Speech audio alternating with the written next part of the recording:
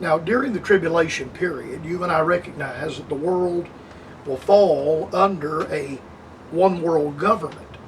And what better way to bring the world under the control of a one world government than to save, quote unquote, to save the environment?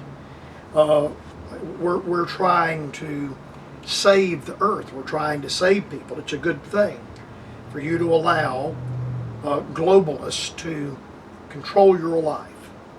Top globalist at the summit, that's the Rio de Janeiro summit back in 1992, made the Agenda 21, clear from the podium.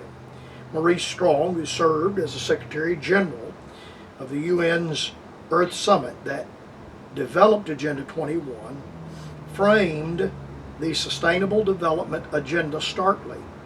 He stated current lifestyles and consumption patterns of the affluent middle class involving high meat intake, use of fossil fuels, appliances, home and work air conditioning, and suburban housing are not sustainable, end quote. No word on whether the fancy UN conferences funded by taxpayers in exotic locations where globalists arrive in fleets of private jets are to be considered sustainable. Of course, it's good to be a Democrat because if it weren't for double standards, they would have no standards. It's good to be an environmentalist. If it weren't for double standards, environmentalists would have no standards. The deal was originally signed by George H.W. Bush amid praise for what he called the Mammoth Agenda 21 scheme. Bush 41 said, quote, "Let me be clear on one fundamental point. The United States fully intends to be the world's preeminent leader in protecting the global environment," end quote. Bush said after the UN summit at Rio that created the plan. The next year, President Bill Clinton helped make good on that threat, signing Executive Order 12852 to create the President's Council on Sustainable Development to help, quote unquote, harmonize the United States environmental policy with the United Nations Agenda 21. Under the illegal order, every agency of the federal government was ordered to work with state and local governments to help impose, quote, sustainable development, end quote, on the nation. In a report, the President's Council wrote, "We need a new collaborative decision process that leads to better decisions, more rapid change, more sensible use of human, natural, and financial resources in achieving our goals," end quote. Much of Agenda 21 policy has been imposed on local communities via the United Nations linked group, the ICLEI. Now that is local governments for sustainability. Now, those of you hearing the Bright Spot Hour, you live in local areas. I ran, and I was defeated, but I ran for our local county commission, our county board of supervisors. And I ran in a majority Democrat district, and I gave the crook that I ran against a run for his money. But I was defeated. But this man that I ran against got in unopposed 4 years ago. And most people are not paying any attention to what goes on at the local level. I mean, right down at the courthouse. But this United Nations Agenda 21 and then the Agenda 2030 reaches right down to your county board of supervisors and the zoning and the codes department and the building codes department in the locality where you live. It reaches right down to the city where you live. You need to be paying attention to this, and you need to be pushing back against it and protesting against it. The UN-linked group ICLEI, Local Governments for Sustainability, on its website, that the outfit boasted of its role, saying it works to mobilize local governments to help their counties implement multilateral environmental agreements. It sounds exactly like taking my private property rights and use away, taking your private property rights and use away. The group also works to connect cities, local governments, to the United Nations and other international bodies. One of the ICLEI's programs as designed to aid local governments in implementing Chapter 28 of Agenda 21, the Global Action Plan for Sustainable Development. The group revealed on its website, essentially through the ICLEI and other front groups, as well as federal government bribes and pressure, the United Nations has been getting its agenda implemented even in small town America by clueless local authorities. The John Birch Society and others have tried to slow this implementation down of this United Nations program, but it still continues to be implemented across America and worldwide. Then there's the Paris Agreement. In Agenda 2030, Goal 13 is, quote, take urgent action to combat climate change, end quote.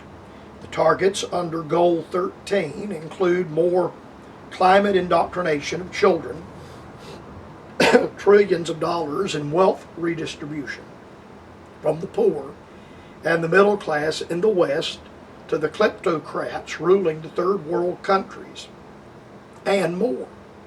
The UN agreement also touts the United Nations Framework Convention on Climate Change as, quote, the primary international intergovernmental forum for negotiating the global response to climate change. And for now, at least, the Paris Agreement, negotiated at the United Nations Framework Convention on Climate Change event in Paris, is the primary mechanism to make that happen. That is both good news and bad news for those who oppose the United Nations scheming. In the final weeks of 2015, the UN and its member governments, including then United States President Barack Obama, came together with the French in the French capital to sign the Paris Agreement. This it's interesting that that when this was done, of course, Obama and the globalists at the summit knew the global scheme would never be ratified by the United States Senate as required by the United States Constitution for all treaties. And so instead, Obama called it an executive agreement and ordered federal agencies to implement it by regulation and executive decree. All of it was done under the guise of stopping global temperatures from rising more than 2 degrees over pre-industrial levels, as if the United Nations had any idea how temperatures would be affected. In the real world, the United Nations and its climate prophecies have been wildly and consistently wrong. Among the radical goals of the agreement was the restructuring of the global economy, as multiple United Nations bigwigs explained publicly. The goal of the climate negotiations was to intentionally transform the economic development model. For the first time in human history, said then United Nations climate czarina Christina Figueres, echoing a phrase she used repeatedly over a period of years. Also on the agenda was phasing out cheap and abundant energy over the coming decades. I never have figured out why there are those that are opposed to the United States being energy independent. We are now. And there are actually people that don't agree with that. And why would you want to get rid of abundant and cheap energy? Let me just say something to you about energy for just a moment.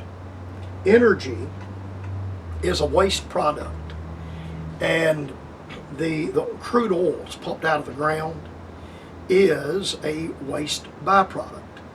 Now, the earth produces oil. The earth manufactures oil. The idea that these oil wells have a finite life, if that's the case, why can they pump an oil well dry and then 10 years go back and there'll be more oil in that oil well? If energy is not a waste product, then why can they put a landfill in a certain area, cap that landfill off, and then go back in there 5 years later and put in an oil pipe system and capture the methane gas, which is energy, the methane gas that comes off everything in there that's decomposing. Now, we can use this quote-unquote cheap, abundant energy. We can use it up, burn it up, use it up. And the carbon that is emitted from burning it is good for the environment, it's good for the trees, it's good for the grass, it's good for all the vegetation. Plus, by pumping it out of the ground and burning it up and using it in a good manner, it doesn't run out on the ground. Remember well, a lot of people don't remember this, but back before we began using oil to power our automobiles, and in the Industrial Revolution, you had tar pits. That was oil that would it'd make a swamp, a slough, just a tar pit. And it just ruined everything. And we don't have those today because we capture the crude oil and put the crude oil to work and burn the crude oil up. Again, I never have been able to understand the leftist and the environmentalist, and I certainly don't understand them today. Well, my time is gone. The Lord willing, I'll be back with you again on tomorrow.